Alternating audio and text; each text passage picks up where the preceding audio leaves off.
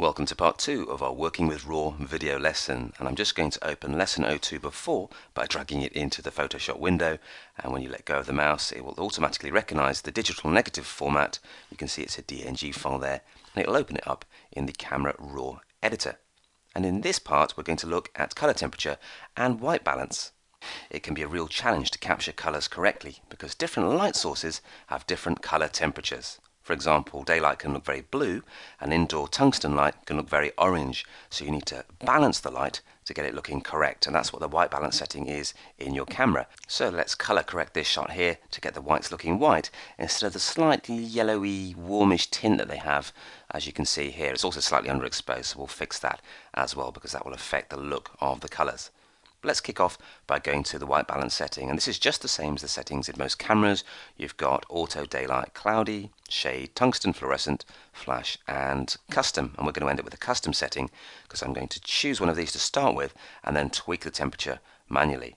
But if we go to something like daylight, you can see the color temperature is 5500 degrees Kelvin, and that gives us a fairly neutral selection of whites. If we tick preview, you can see the previous version is slightly yellowier and a little bit more tinted. But let's go back to the corrected version now, and the whites are looking better. It's always good to give auto a try. So if we click there, remember daylight was 5500. If we go to auto, it's a cooler 4900, and it's tweaking the tint as well to try and counteract any magenta or green tint we might have in the shot. You can see the tint value is actually quite high at +22, so it's moved towards the magenta to get rid of quite a strong green tint that we had. We can see that in the original by unticking and then tick again, and it's more neutral looking now. So once you've used one of these presets to get rid of all the tints in the shot, you can then fine-tune the shot. This is fairly neutral. We might want to warm it up a little bit.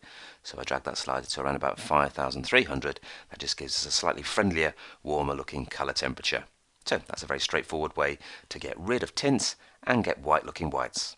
And finally, you can see from the histogram that the brightest highlights in the picture fizzle out around about here when they should extend right to the end of the histogram at the brightest part. So it's underexposed basically, and we can tweak that very easily by dragging the exposure slider to the right to try and brighten up the shot. I don't want to go too far to the right, otherwise I'll end up blowing out some of these highlights and losing detail, but I'm not going to go into huge detail there. In the next movie we're going to have a look at editing exposure in more detail, and I'll show you some techniques to help you get a better contrast and get a correct exposure for a bright background and a shadowed foreground. So see you in part 3.